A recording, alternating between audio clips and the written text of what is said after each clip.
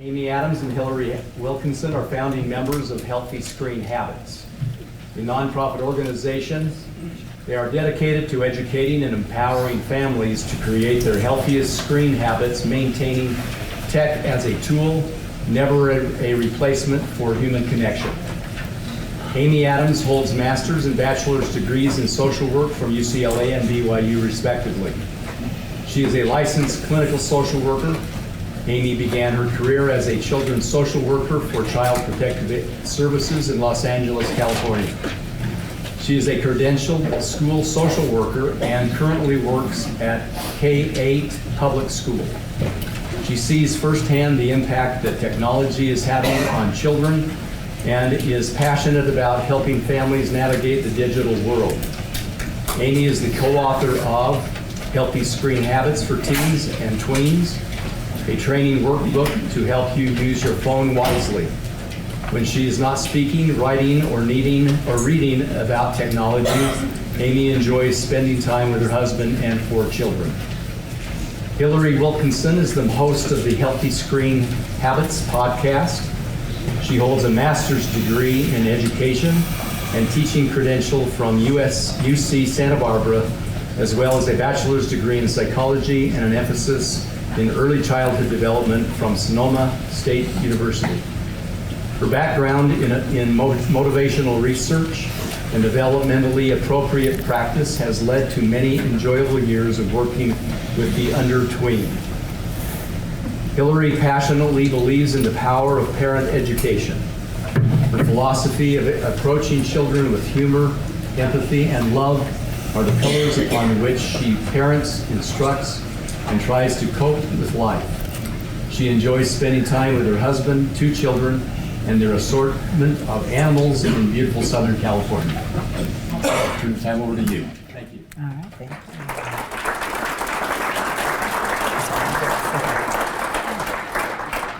you. Okay, so I'm Amy Adams. And I'm Hillary Wilkinson. Thank you so much for the great introduction. And I am thrilled to see the room full like this. And thank you so much. You guys had a lot of great speakers to attend today, and we are so grateful you choosing to spend your valuable time here with us. We're going to be talking about how to build porn-resilient families in a digital world. And we're doing this by discussing 3 main ideas. We had a handout that we, lovely enough, do not have enough copies of, so we're trying to make a few more. But if that comes in and you don't have one, maybe you could raise your hand and we'll get that to you. So the 3 ways that we're going to be looking at this is through what we call the cycle of vulnerability, the shed method, and how to get centered, which is a whole toolbox of ways to protect your family against the onslaught of digital and pornography addiction. Okay.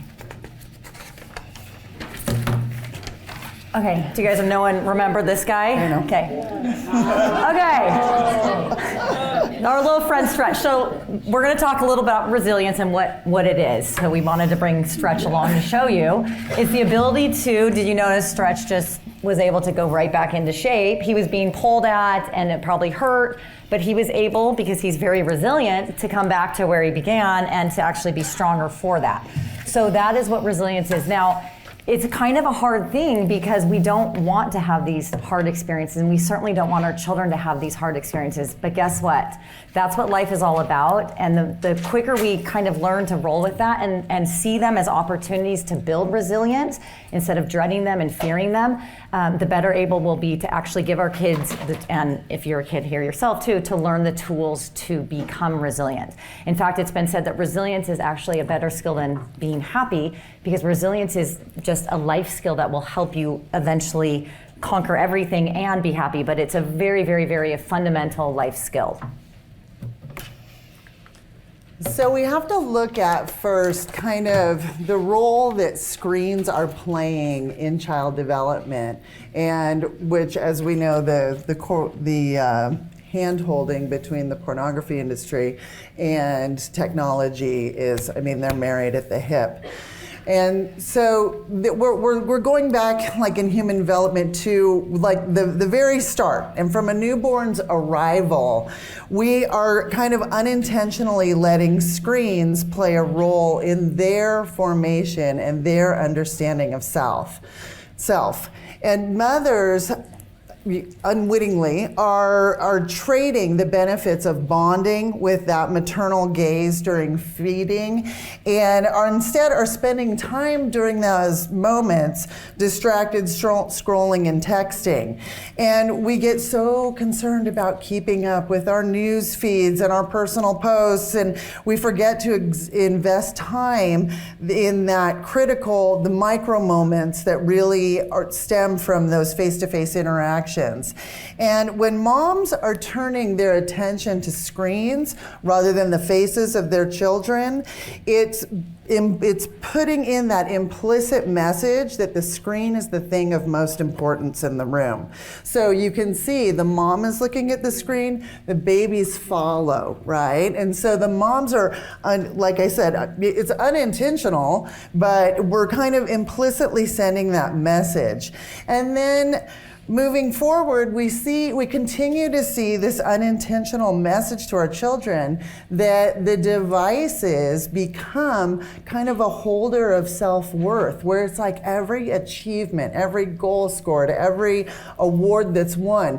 The kids, they're not seeing our faces and our clapping. They're seeing this, right? There's this dividing line between us and the people who we want to connect with the most. So and then when we publish these moments, that adds onto social media, it puts in a whole other layer of determining the self. So kids are looking to like define themselves and their worths in these moments. And then the little guy on the end there, you can also see the screen has become the ultimate pacifier. So children are really learning that technology is the most important thing in the room. It's the holder of my self-worth, and it's giving me pleasure.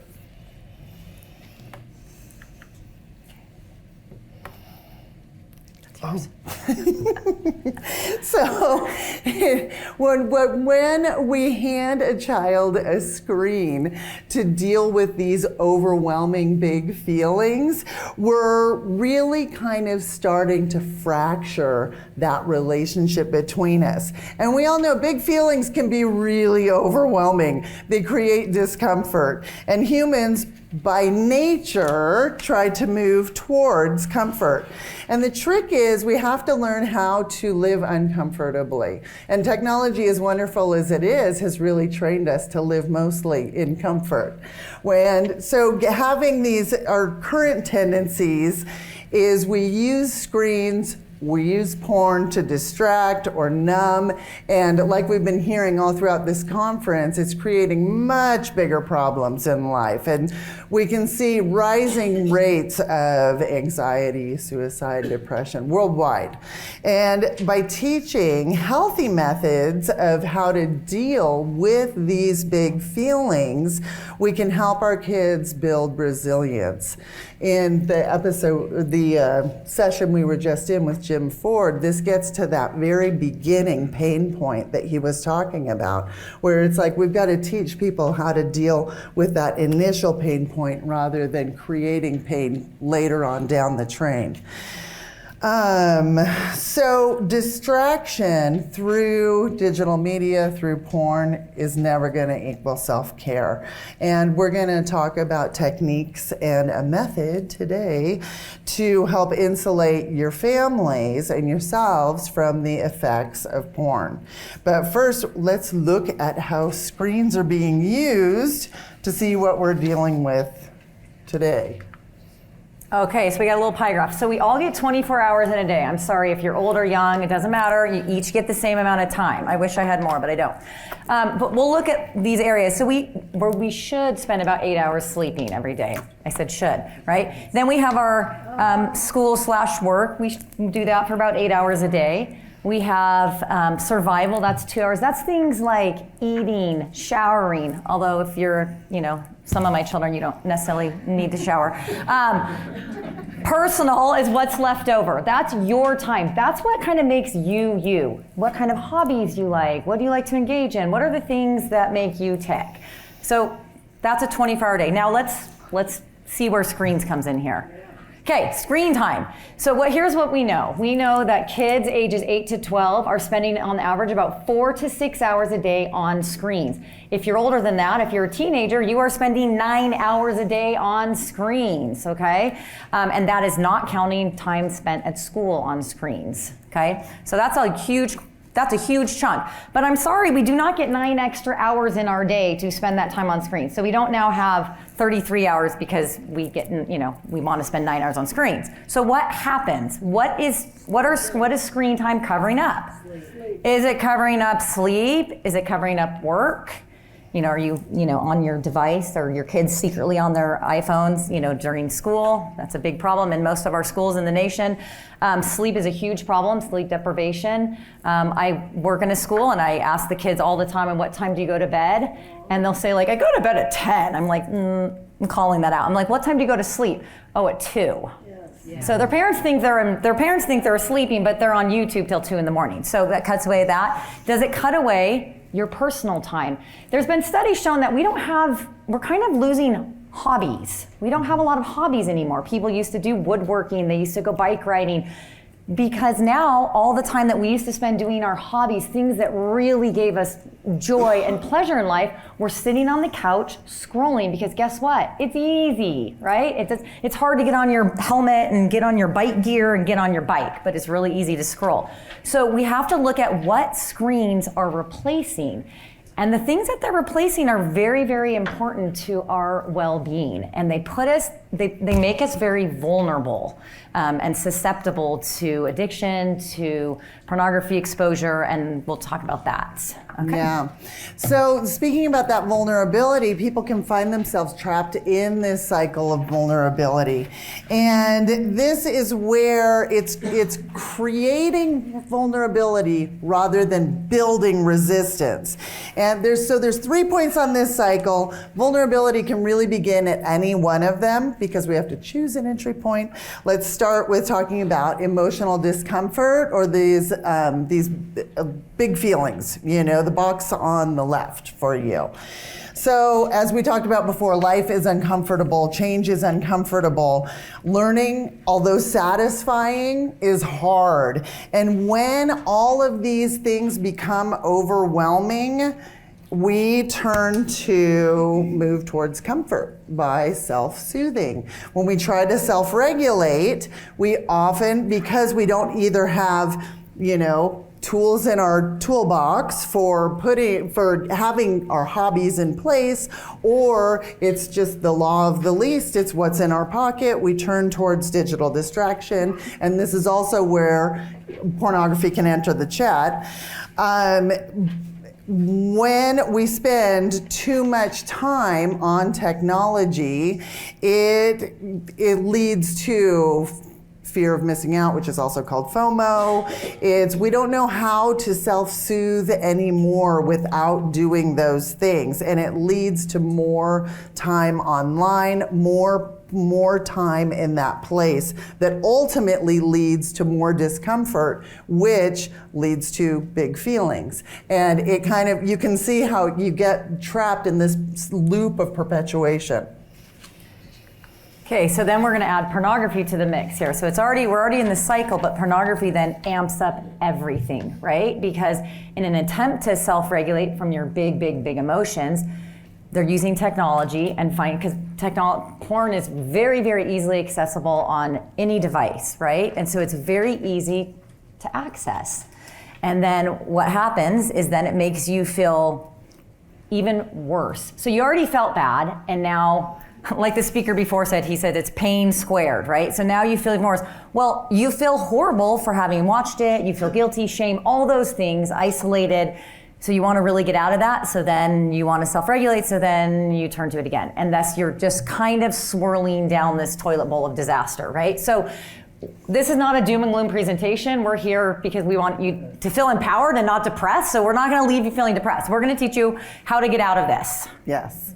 Okay, so, and that's by building this concept of resilience. So we have to back up a little bit and talk about what porn does, how it kind of hijacks your brain, and that when the sexual response is activated in our bodies, all of our fear, depression, everything gets blocked for just a small moment, right? Because that feeling is so strong that it kind of takes over everything. And so the pornography industry capitalizes on this because this is a biologic response, our sexual response. And when people encounter these negative and adverse situations and they don't have the tools to deal with them, they don't know how to deal with these big emotions, porn becomes a very easy, quick fix to getting you from feeling those things. It can numb you, it can take you to a different place, and it becomes a coping mechanism. And that's what it's as simple as this. You know, in all the years that we've been doing this, it's like really what pornography is a coping mechanism to try to get you out of that state of whatever despair you're feeling. But then, of course, as we know, it only lasts for those few minutes, and then those problems become even worse. And it just leaves us feeling horrible and, more horrible. And so we got to figure out how to insulate and what we can do so that instead of turning to that quick fix, we can do some real world non-digital activities that will actually help our kids and ourselves build the resilience in order to deal with them in a healthy way. And the first way that we have to address is we have to address our most basic survival, which any outdoorsman can tell you is finding shelter. And so this acronym SHED helps you think, okay, shelter, fix my shelter. And that's one of the top requirements for making it out alive in any survival situation. It builds,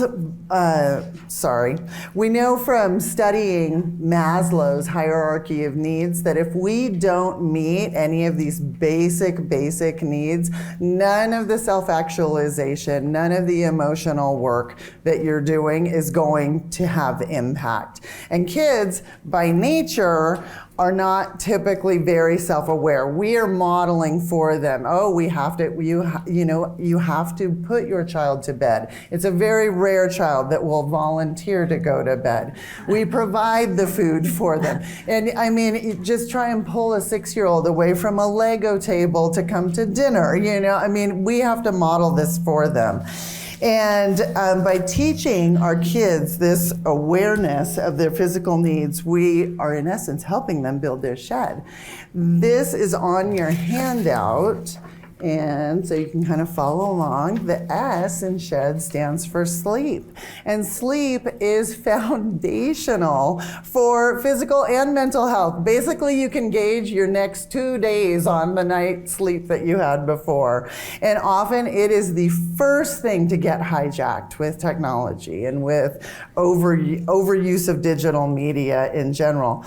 Poor sleep also leads to bad behavior and impulsive decision making, and which also set you up for just keep that cycle of vulnerability in the back of your head.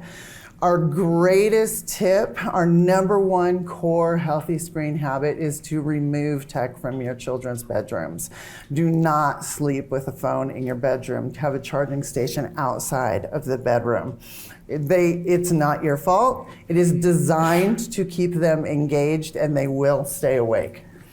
All night. All night. The H is for hydration. The H in SHED is for hydration. It's essential to get enough to drink each day. That's it. I mean, our brain does not actually operate at full capacity when we're even slightly dehydrated. It uses more energy to complete the same tasks. And so tech can hijack this by it provides such a compelling distraction. We often forget about, oh, I've got to drink. Oh, I've got to do all these things. The E is for exercise. Harvard's Public School of Health did or School of Public Health rather, did a study where they found that running for 15 minutes a day or walking for an hour, if you're not a runner, she's the runner, I'm the walker, it reduces the risk of depression by 26% just by getting out and moving your body. So our bodies are made to move, and they're made to move often, and tech keeps us sedentary. Porn leads to solitary, sedentary behavior. The D in SHED is diet. And I mean, the basic thing to remember is food affects mood. And we're like luxury cars. If you put in bad gas, you're gonna get a bad outcome. So you want to fuel your vehicle with prime fuel.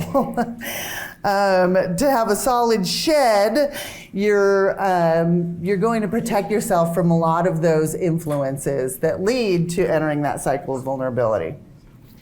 Okay, this is oftentimes the first thing I ask a kid when they come into my office and they're feeling really depressed. So I was like, well, let's talk about your shed.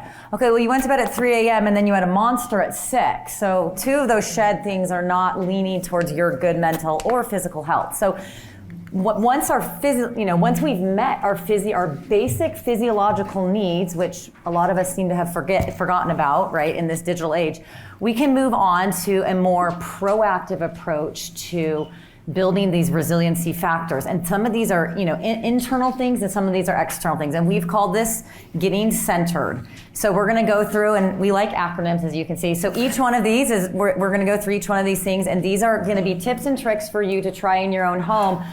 I don't like to just talk for nothing. We like to leave you with some sort of toolkit. So these are our little tools for you guys to try out in your own home. Okay. Yeah.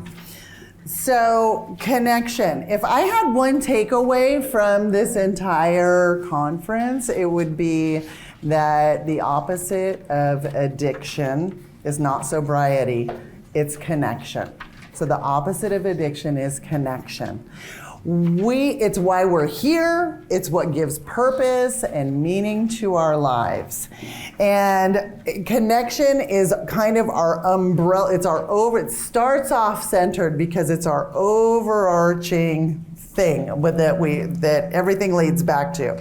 And pornography kind of instructs disconnection of intimacy and respect. So it's our job to teach connection and work against the disconnect. If you look at the side, if you look at the side of your handout that has centered on it, next to see, connect, I would like for you to, like we said, you're kind of building a toolkit here. Think for a minute and write down connections that give your life meaning. Is it your partner? Is it your faith? Your connection with your environment, your work? I mean, think about what gives you connection. All right, we're gonna move on to E is for emotional awareness. Now this is my favorite slide, so I told Haley, I wanna make sure I present this slide. This is so important. Probably the most important skill for us to be able to teach our kids is if we can learn to talk about it, we can tolerate it. But we have to learn how to identify what these feelings are. There's a phrase that says, if we can name it, we can tame it. So a lot of times we're feeling, or our kids are feeling these big feelings in their body, especially these negative ones that are just like, they don't know what's going on. And so we have to learn to be okay with talking about these things. Now, one trick I learned from Michelle Borba wrote a great book called Unselfie, and she had this thing that my kids actually told me they hated, but I know they liked it. Every Sunday night, I had a little feelings basket, and I took strips of just feeling words, and all different words, and then a child would draw out 2 of them, and then we would each go around the table and talk about a time when we felt that feeling. Now, some of these feelings were happy feelings, like, whatever, joy, and some of them were feelings like jealousy. And it was really important for us to be able to do this and for them to see it modeled, especially for my husband, to be able to model that and say, like, I felt jealousy in it. Because oftentimes, especially in our modern world, and I see this all the time, is that girls are permitted and allowed to have a full expression of emotions, except for anger. Girls are not allowed to be angry, or they're called something that rhymes with the witch, right? But boys are allowed only to be happy or angry, right? Men, it's okay to be angry, it's okay, but it's not okay for men to feel like, I'm feeling a little bit jealous, I'm feeling a little disappointed.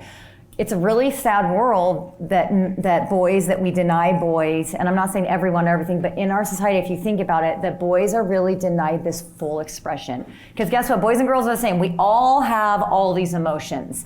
I have a big feelings wheel in my office, and I have beans. I know it's weird, random. I have little dried beans, and any kid that comes to my office that I see for counseling, I have them put on how they're feeling that day. Now, the girls can easily identify like 10 feelings. They'll be like, I'm feeling jealous, I'm feeling vulnerable, I'm feeling disappointed. The boys are usually like happy or angry, right? Because they don't, and I have to push them a little bit to express like, no, come on, there's got to be something more underneath that. But it's hard because we live in a culture where emotional expression is kind of not okay for them. So what do they do with these big emotions?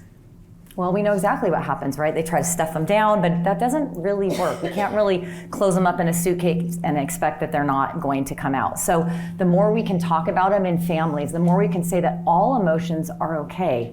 It's what we do with them. But that's really the underlying thing of all of this, is that when we can learn that it's okay to have emotions, and that we can actually, feelings are like waves. They come and they go, and they come and go, and feelings don't last forever. And for our kids to really feel that we believe this, and that's gonna make them feel so much better. So also where the pornography thing comes into this too, is that when boys are kind of denied this full expression of emotion and kind of cut off from some of their own humanity, they're less able to see the humanity in others, and then it's more of a struggle with its empathic connections. And as we know, pornography exploits that, right? Pornography objectifies people, and it introduces violence into the scene.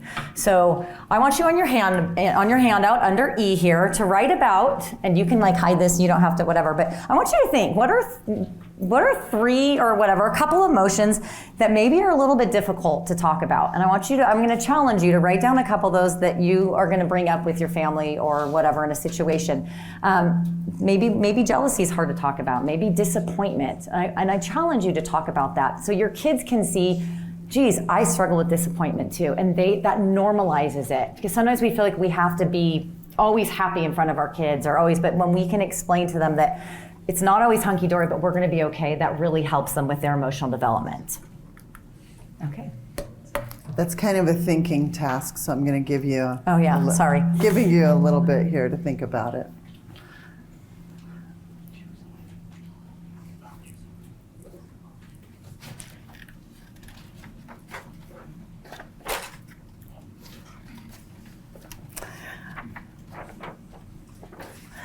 I'm still seeing some pens moving, but I'm also being given a time sign, so I need to keep moving along. So N in centered is for nature. And nature is this critical part of our lives where everything seems to fall into place. Like John Muir says, in every walk with nature, one receives far more than he seeks. And he or she seeks. And nature is amazing because also it's in nature that we tend to experience feelings of awe. And awe is kind of this slow fascination that builds with watching something like a butterfly emerge or waves on a beach. And time seems to slow down a bit, things seems to fall in place. And interestingly, this concept of awe in nature turns out to be one of the greatest predictors of good mental health. And so think about, if you have that insulation, why not access it? And so the most effective rehab centers for all variety of addictions tend to involve nature of one part or another. And sometimes, like when I'm talking, say, to kids or I'm talking to families, and they'll say, oh, we have the Calm app. Like this is how we bring nature in. We bring rainfall every night, at bedtime or whatever, which is lovely, don't get me wrong. But experiencing nature through technology is kind of like the difference between me just, holding up a picture of an apple or a piece of fruit that maybe you don't even know what it tastes like. You've never experienced it. It's a tropical something. And trying and kind of like showing it to you, or slicing that and giving it to you and allowing you to experience it yourself. So nature experiences in nature, as it turns out, are very much different than just viewing it on technology. When we don't have awe in our life, that slow fascination, we have a tendency to spend time in rumination. And rumination is also, like I hear in popular culture, a lot of people talk about overthinking. Or like, you're just going over and over something in your brain. Oh, why did I do that? Why did I do that? And rumination, the opposite of awe, tends to be a key indicator of poor mental health, and it's going to be one of those areas where you're going to be more vulnerable towards hitting any of those points on the cycle of vulnerability. So on your handout, think about where you can connect with your natural world in your home or with your children. I mean, so some people live in very urban environments. You need to go to a park. Some people can walk out their door. But I mean, is there even a plant in your yard? Or just think about where you can connect with nature.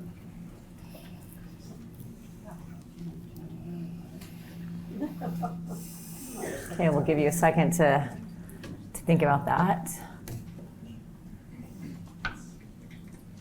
Sorry. Okay. Jump the gun. All right. T is for touch.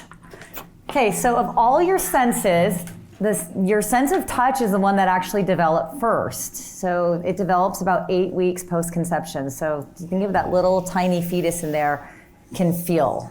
And touch is a very, very, very powerful thing in our lives. It lowers our heart rate, it decreases our stress hormones, and it also, ding, ding, ding, leads to this wonderful sense of connection with others. It's actually beneficial for both the giver and the receiver, so both people benefit from touch. It releases a neurotransmitter called oxytocin, and that is the bond known as, some people call it the love hormone or the bonding hormone. It's actually the same hormone that's released when mothers are breastfeeding their infants. And if you guys can remember that feeling of just, you're kind of in that state of just wonderment and awe. And so anytime we give a hug or stroke hair or anything like that, that produces that wonderful feeling. That's why we feel so good when we touch each other. It communicates just love and concern, and I've got you. Now, here's the thing with touch. It's really, really easy to touch little kids, right? To touch babies. In fact, that's just the maternal instinct. When our child is crying, or anytime you see a little child crying, what's your automatic instinct is to pick them up and give them a hug. And so we touch our little children a lot, but I've noticed an interesting pattern that as our children grow up and grow older, we start touching them a lot less. At least I did. So I have actually right now in my life 4 teenagers, if you can believe it. And as they started getting older, I noticed I wasn't engaging in as much touch with them. And when I started reading all this research about touch, I was like, oh, okay, I'm gonna do this. So I pulled my husband aside. I was like, let's have a goal. Let's make this happen. And so we agreed that regardless of what was going on in our house, we were gonna make sure that every morning and every night we gave our kids a really good long hug. Now, you guys have probably all heard of like the 8-second hug, that's how long it takes in order for the oxytocin to be released and stuff. So not just a little like hug like this, but like a really good hug. And so, I think my son was probably 12 or something. My oldest was probably 12 when we first started. And he was a little weirded out because he's like, well, why is my mom hugging me all the time now?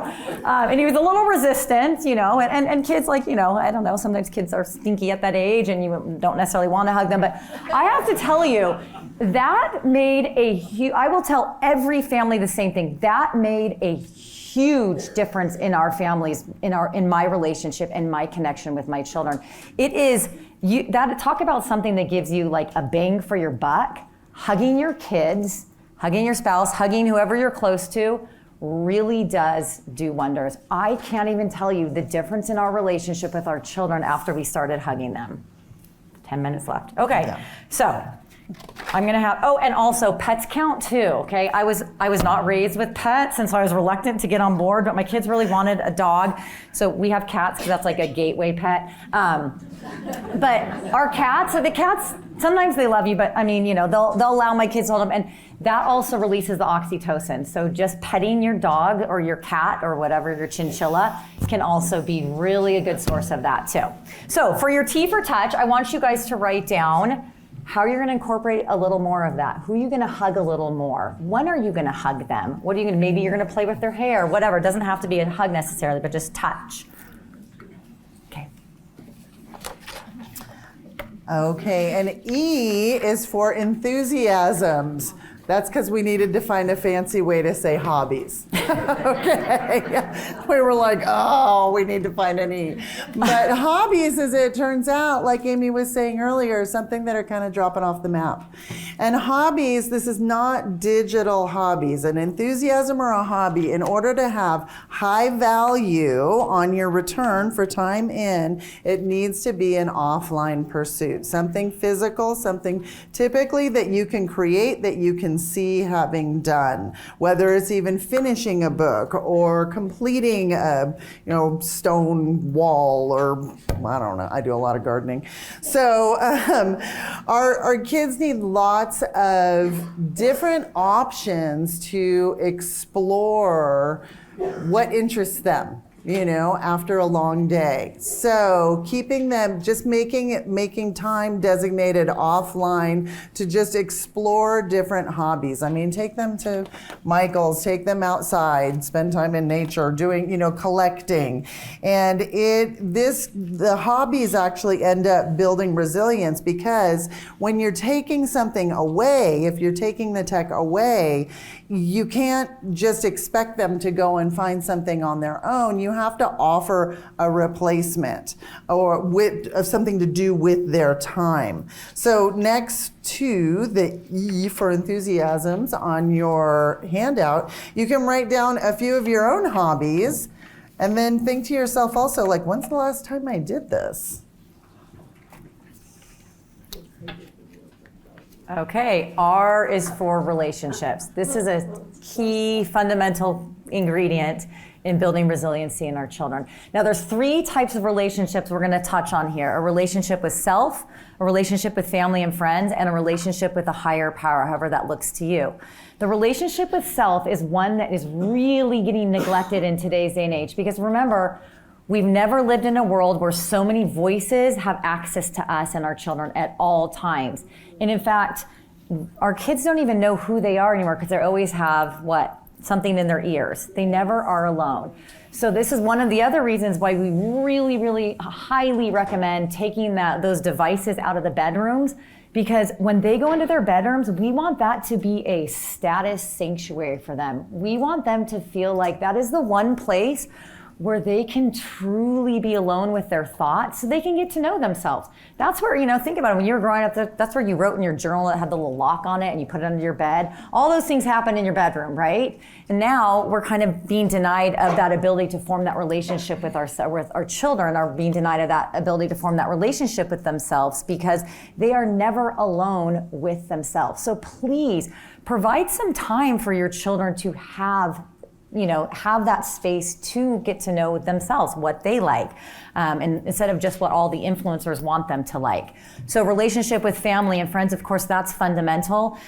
Sometimes that is now even getting sacrificed too. When you think about family relationships, dinner time used to be just this kind of sacrosanct, this very sacred time where families would come together and eat, and it was time to talk. And of course you ate, but that's not really the main purpose of a meal in my mind. The main purpose is fostering connection. Well, now what's interrupting that connection is devices are at the table, right? So that's taking away from that little time of building those relationships. So make sure when you think about when you're interacting with your kids, are you really interacting with them, or are you letting that device come in between them? Because we really want to carve out time when you are forming those, you're putting that money in that relationship bank account, helping them also find or build relationships with friends. Now this gets a little tricky in our tech age too, because our kids have lots and lots of friends online, right? But we know, although they do provide some level of value, it's not that those are meaningless and dumb, because that's not fair to say. They don't provide the same quality of social reward as does face-to-face interaction. So it's okay to have, some interaction online, but we really need to make sure we're helping our kids carve out time to have face-to-face social interaction so they can create those friendships. And finally, a relationship with a higher power, whatever that looks like to you, is so important.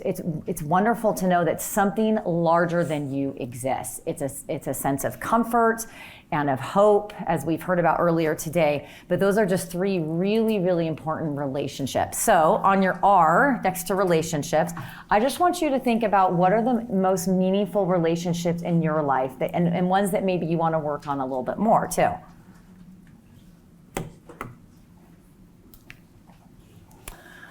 Okay, and as you're doing that, I will just reiterate the importance of exercise, going back to that shed method, with E being for exercise and shed, and it's so important we included it here and centered as well. And exercise does not have to mean like grinding out laps or lifting weights. Exercise, shift the thinking in your mind to just body movement. And you can experiment with different ways that you want to do this. You can try out different classes. You can ask your kids to go jump on the trampoline. It's just the important part of exercise is to get your heart rate up, get moving, and that sustained amount of time, that 15 minutes of intense activity or an hour of kind of calmer activity, if you will, less cardio. So next to E, write down some ways that you either like to move your body or things that you've been thinking, oh yeah, I really wanted to check out that yoga class, or oh, I was thinking about, my daughter saw in a shopping mall we were in, they've got these silks, the aerial silks. And so she was like, oh, do you want to do that? And I was like, oh, I don't know. But that's why we have kids, right? We got to get uncomfortable, right? Okay, and we're finishing up our getting centered by finally doing good. In today's world with so much tech, it often lends to this like isolative behavior where we're disconnected and isolated from other people. And when we can make an effort to help our children learn to contribute to the world, to do little acts of service or meaningful things like chores even in our house, they feel good. It helps build that resiliency because they feel like they're part of the whole. And these can be, these don't have to be great, magnanimous things. These can be little tiny things, like my neighbor that was going through something hard and I was taking her dinner, and then I thought, okay, well, how can I get my child involved? So I have a very artistic daughter, and I said, hey, would you please write her a little card? So that was a tiny thing. It took her 10 minutes, but it's just little drops in the bucket to connect us. Remember, we're all seeking this connection and doing good. It gives your child that sense of, I did something that helped someone else. I feel better about myself. So finally, I want you on your D for doing good. I want you to write something that you can think of, maybe a little thing, maybe a bigger thing, of a way that you can help foster that in your own families. And when we apply all of them, you've got this whole toolbox that's been built and curated and collected to help your family counter all entering that cycle of vulnerability. So you are empowered to create your own wonderful life. Okay, so finally, just to kind of give you a recap, we talked about this cycle of vulnerability that we really don't want to be trapped in, but so many of us are trapped in, right? And how we get out of it is making sure that our head is in the shed, making sure our physiological needs are met, and then doing those things proactively to make sure that we are centered and have that toolkit ready so that when these big feelings arise, because stretch will get stretched, right? So when that does happen, we can teach our children the skill set so that they can just bounce right back into place and actually be stronger for it. So anyway, that's our presentation. Thank you so much for attending. Thank you.